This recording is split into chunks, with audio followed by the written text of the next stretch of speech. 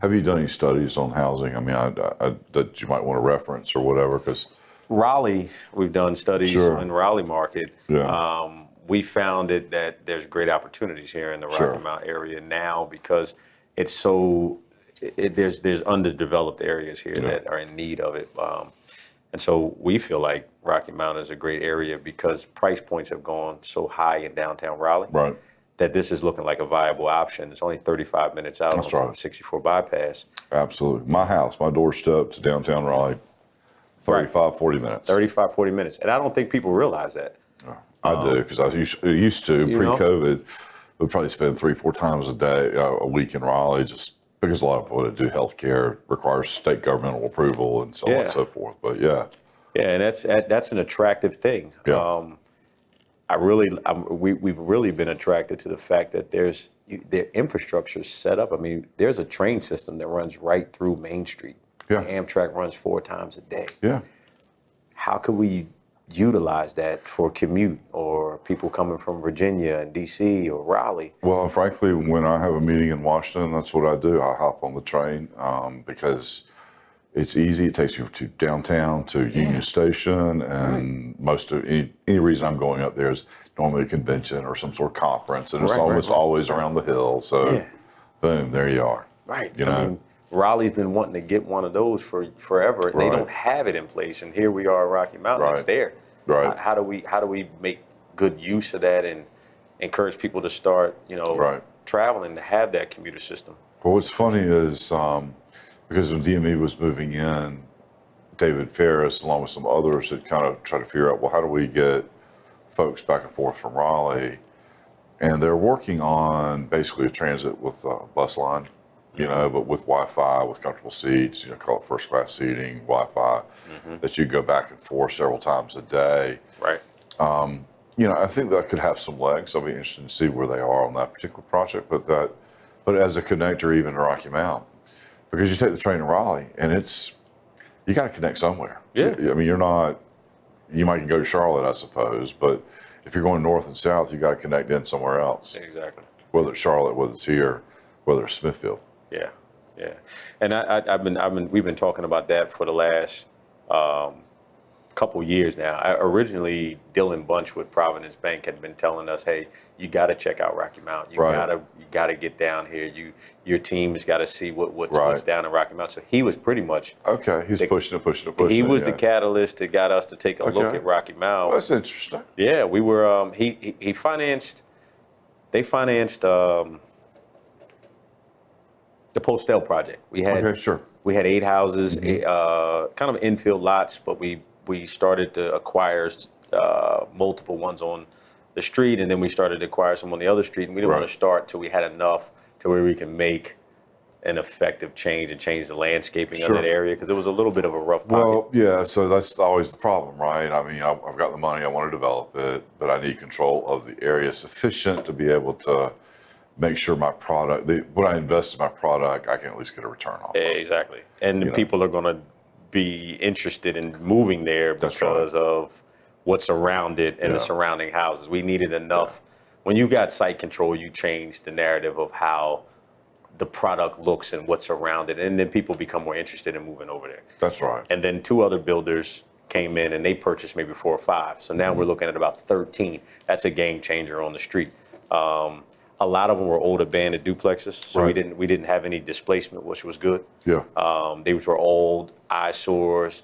See, that's key too, right? So people hear that talk that you just said, and I just confirmed, right, that, oh my God, that sounds like gentrification. Well, the truth is a lot of these houses are in blighted areas that need to be improved. They're not even really being, taxes aren't even really being paid. Right. They're eyesores in so many other ways. People are not really being displaced. Right.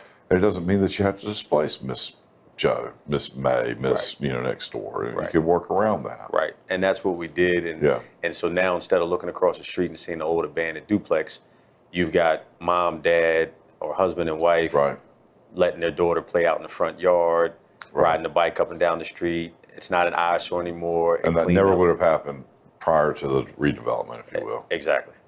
So tell me a little bit about your project going on kind of behind the building here. I mean, I've been watching it. I knew that you bought it. You and I talked for, several times. So I saw you start doing some work. I'm like, well, this is cool. It's kind of interesting. And then the roof comes off, and then every interior wall comes out. I'm like, well, I think Nasir just basically bought a brick veneer. A lot, right? And I'm like, what's the cost per brick on that deal? Right. But clearly you started, I'm guessing, I don't know, you tell me the story, but it feels like going in the right place. I think it's like you started with one plan and then kind of maybe pivoted somewhere along the way. And I'd just like to know kind of what the plan is and where the pivot point was. The pivot point was when we realized there was a lot more work that we should do to the building than what we necessarily had to do. Okay. Then, of course, you moving to this office, sure, had a significant impact on how we approach the project as well. Well, good. That was a change. I guess that's good. I don't know. It was a good thing. Because I think I actually met you with John at your original office. You did, yeah. Back at, I call it the clubhouse. And because I couldn't really get any work done because people would just pop in when they saw the truck. And right. Anyway, yes. And John told me that he said, "Hey, we're the mayor is going to be relocating to the building right behind you." Right. And I looked at the project and what we had, and I'm like, we sat down collectively as an office and said, well, you know what? This is the first project that we're doing in Rocky Mount. Right.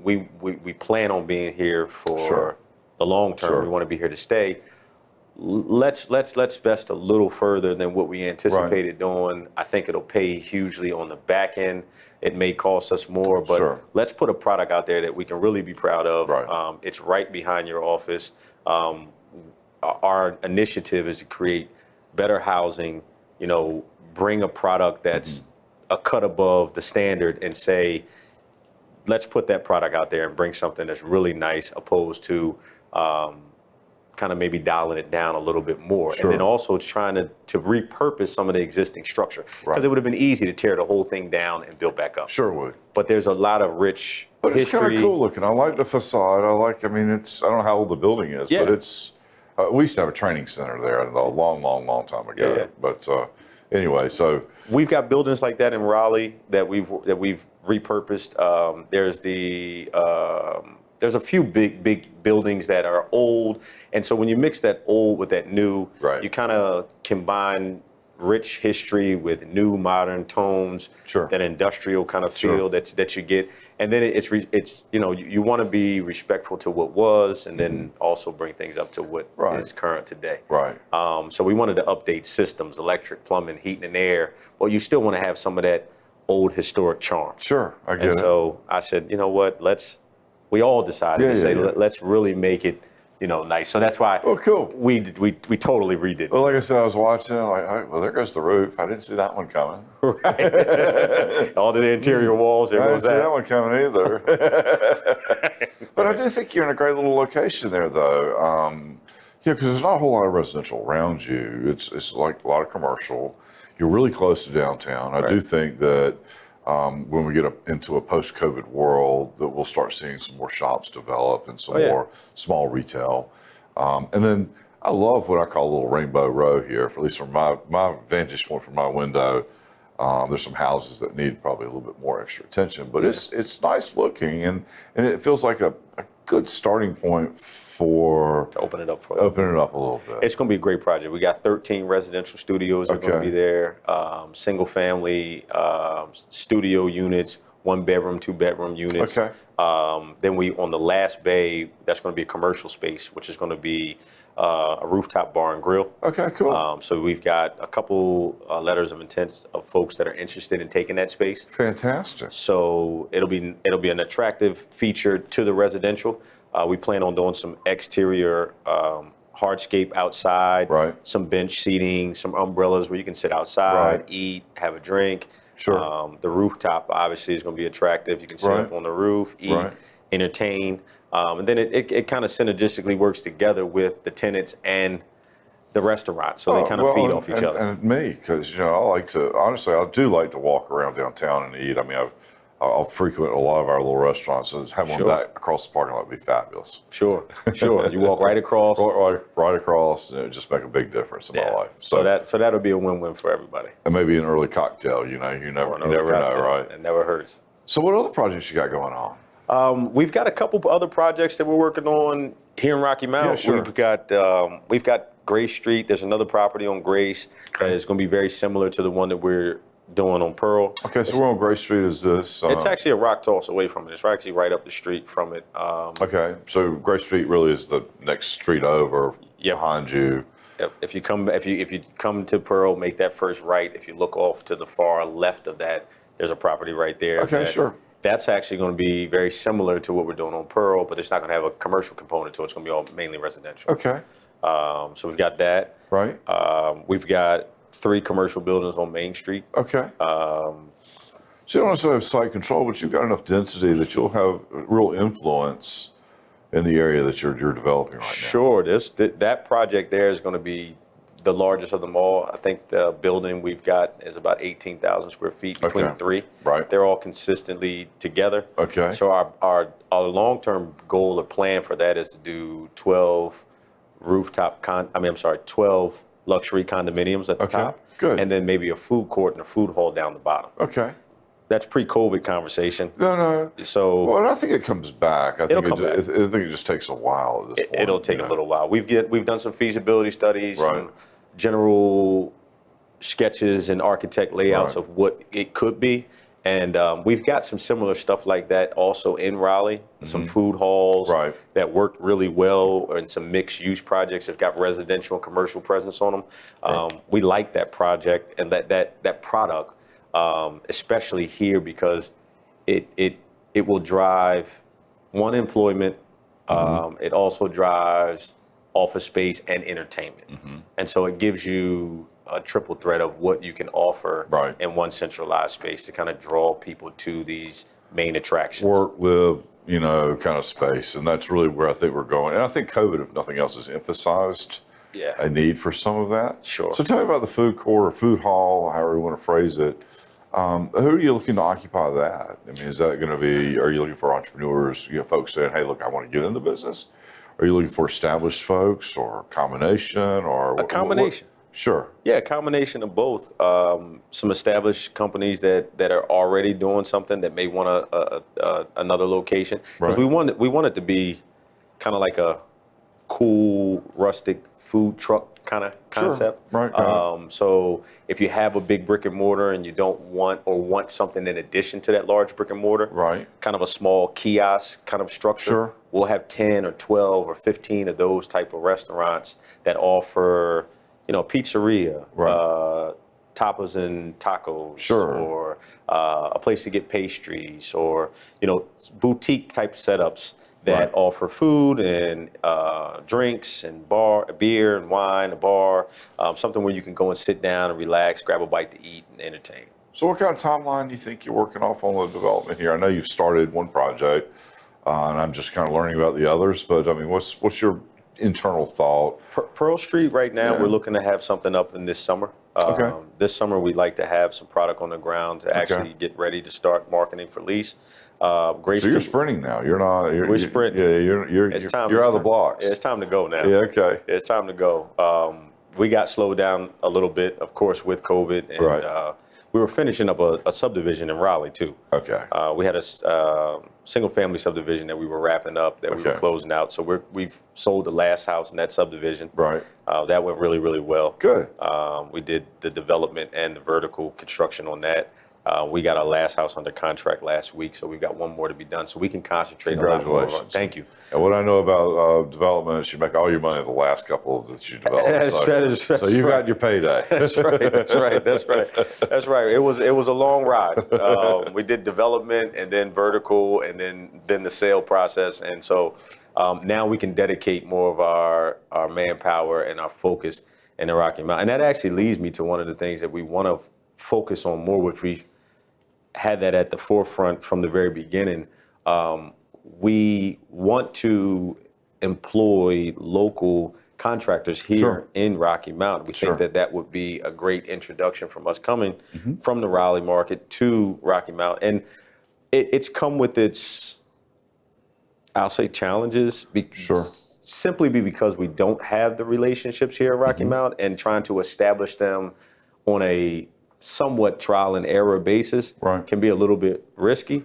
So I'm looking to find relationships that with good subs and good trades that we can find here locally, rather than to have to bring all of our Raleigh folks to Rocky Mount. We would love to offer opportunities for Rocky Mountain locals to work alongside of us on some of these projects that we're doing. And we've had a few, but we'd like to have a lot more. Well, that's great. So I'll give you a list of my Rolodex, and we'll make sure we put your number up here so folks can call you as they see this. That'd be great. And maybe even throw something on the website, because, we're all about trying to employ local folks. Absolutely. One of the challenges I'm finding, not that I'm a developer, but we're renovating part of this building to include a gymnasium downstairs, just for use of folks in the office.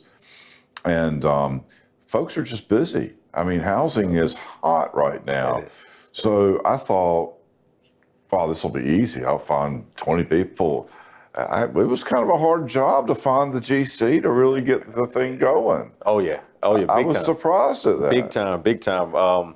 We've worked with our subs and trades, most of them for probably 8 to 10 years. So we've got long-standing relationship with those guys. But if you're out there looking for someone new in the market to try to take on a project, big or small, it's hard. I mean, I was talking about just GCs. Yeah.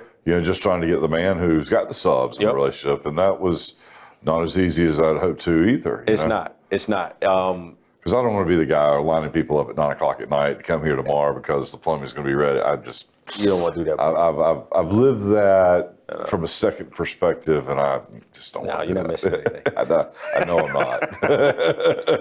I had uncles, I'd see them in the evening trying to line people up. Then it's just the coordination and the dance that occurs is it's a lot slippier than folks think. It is. It's a lot of hands-on, a lot of phone calls, a lot of scheduling, a lot of organizing, a lot of lead time and materials and products.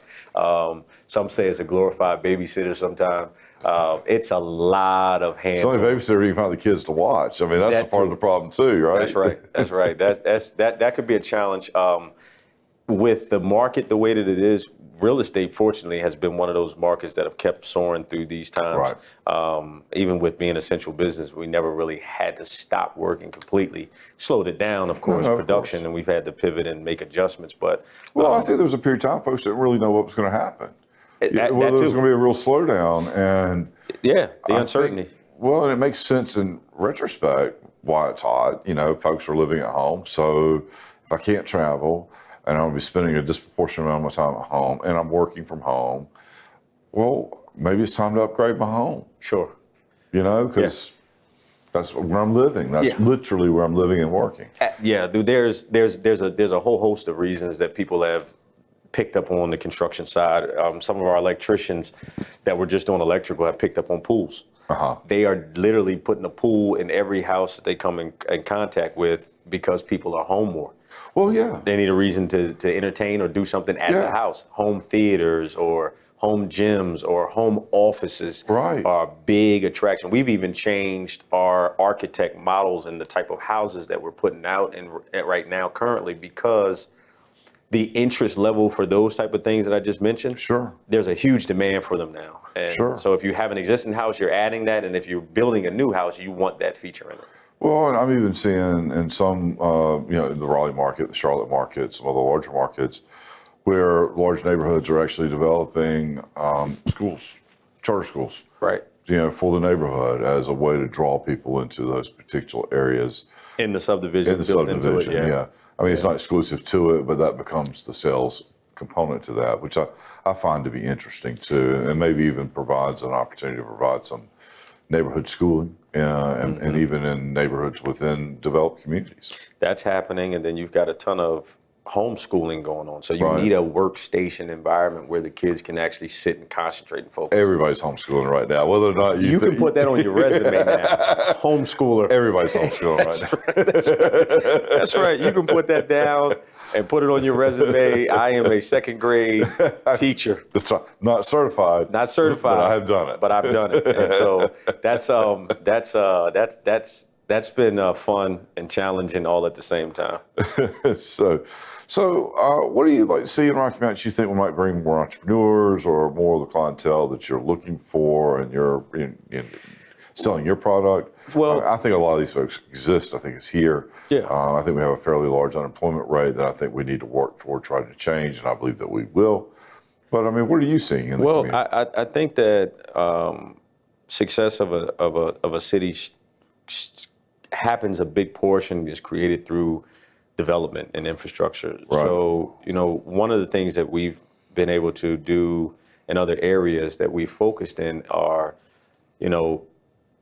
bring better housing, right. for one, right. Which makes people want to come. Right. As I mentioned before, some of the other areas in other cities are starting to become very expensive, and it's pricing them out of the market. Mm-hmm. So Rocky Mount starts to look like a very vibrant, attractive opportunity. Sure. Close proximity. You're very close. You've got DMV that's recently moved from Raleigh to DMV. Right. Raleigh's considered to be one of the larger metropolitan areas that people have concentrated in. And then you've got all these other small areas mm-hmm. surrounding that are primed to be the next wave, so to speak. Right. So better housing, better amenities, more amenities, right. places to entertain, somewhere to just go grab a cup of coffee or a bite right. to eat.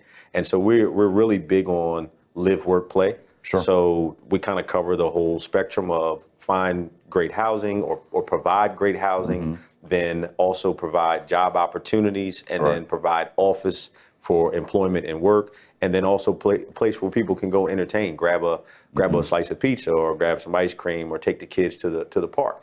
And then of course that creates a better city approach. Like you said, you've right. got a lot of people that have left and abandoned certain properties and not right. paying property taxes. So now that revenue starts to pick back up, and then the city is able to provide nice parks, nice community facilities right. that kind of creates a better situation for the entire city at large. So we want to hopefully do our part to help create that. So interestingly enough, I was reviewing in the city council meeting yesterday, I guess it was, our ad valorem taxes are actually up, and we had expected a small decline relative to COVID. But the reality, the reason for it is there is an actual upgrade occurring in housing. Now, it may not be immediately evident to folks just driving down the road, but the works of folks like you is starting to have an impact, and it's starting to really occur. And you see it, those tax numbers, at least initially. Yeah. So one of the things you brought up earlier that I want to explore, because I've had conversations with other folks. I mean, we've got the railroad tracks in the middle of town. This becomes a fairly easy commute to Richmond, let's say, a fairly easy commute north to Washington. It becomes, you can consider a bedroom community from even a larger perspective. And even south of here, there are a number of markets that the train connects. One of the things I'd heard somebody even kind of hypothesize or at least discuss was, what about, a great tailor shop? I can't afford that maybe in Manhattan. I can't afford that maybe in downtown Washington or suburb or Philadelphia, but I have a kicking shop here in Rocky Mount. It just takes me going and measuring people in a book of business, to bring those jobs kind of back to this area and use it as a hub, sort of in a different approach from what you were talking about from a community perspective. And so I do see some energy there, but and I hope that maybe we can get some of that traction. I hope for a tailor shop? Yeah, well, I'm saying that just for instance, a tailor shop. Sure. Because look, I mean, clothing stores are hard to find now. Yeah. I mean, you've got, call it way up in like a Tom James, where they're coming in. They come and fit you. Come and fit you. Yeah, sure. Or Jose Bank, or, sort of in that moderate rate. But that tweener, it's really about the fit. It's not the brand. It's the fit on you that makes it look sharp or not, right? Exactly. Right. And so I think there's room in that marketplace, just for instance, for a tailor. But yeah. And now my new shape is emerging. It's a good looking shape. Thank you, I appreciate it. But I have found that a tailor makes all the difference in the way I look. Sure. Are there any tailor shops here? There is. They do mostly alterations, not so much. But not a kind of a custom That's tailor. right. That's right. That's right. Yeah. But anyway, I just threw that out as an example because that's something where one guy can make a difference or one gal can make a difference. Absolutely. Yeah. So, but anyway, so I mean, what other? So you got the different projects, and what you brought here really by the bank, I guess it was. Yeah, that was actually what initially brought us. Well, that's initially what brought us to this area. Right. Originally, it was Nashville. Okay. Because obviously the bank's in Nashville, and we started and to I like look. Nashville, but I like Nashville. It just doesn't have it's not very big.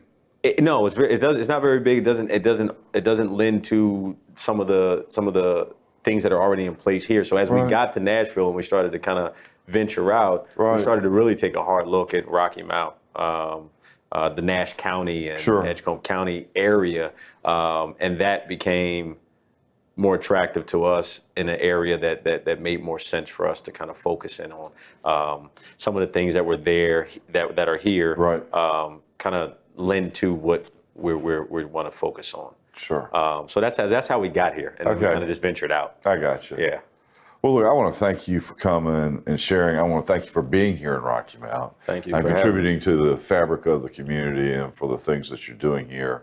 I really appreciate your efforts, and anything I can do to help you, please let me know. Absolutely, will do. Thanks. I appreciate it.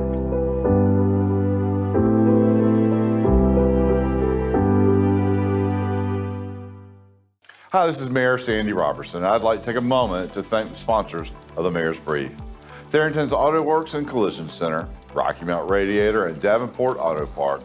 You know, I am grateful to each of them for their support of this program.